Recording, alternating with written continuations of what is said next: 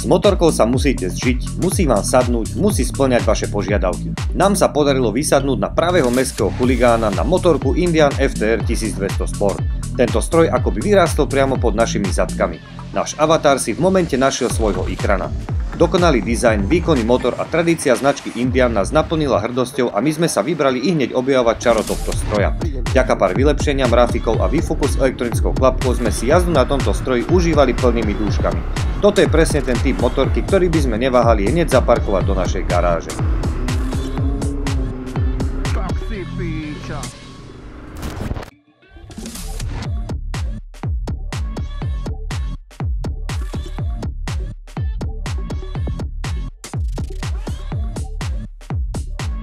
A ako hodnotíme drzý Indian FTR 1200 Sport my?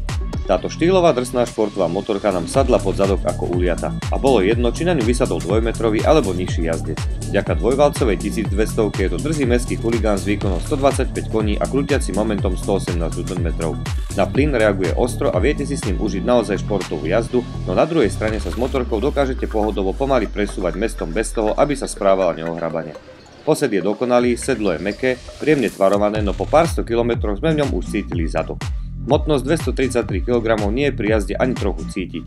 Plusom našej testovačky boli dizajnové odľahčené kované kolesa Titax, ktoré znížili hmotnosť o 8,5 kg. Ďalšou príplatkovou bombou bol výfuk Dr. Jekyll and Mr. Hyde s elektronickou klapkou.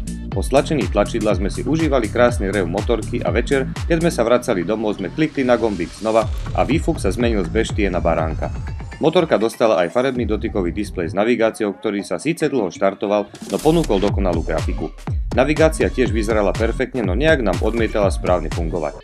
Proti nežiaducemu prehrievaniu motorka dostala aj vypínanie jedného válca. Pri jazde to nepociťujete, avšak pri státi na červenej, keď sa vám valec vypne a vy chcete rýchlo vyštartovať, tak sa nám viackrát stalo, že pri pridaní plynu nám motorka zdохla. Do Indiana FTR 1200 Sport sme sa zaľúbili hneď na prvý pohľad či posed a je to motorka, ktorú by sme si ihneď zaparkovali do našej garáže.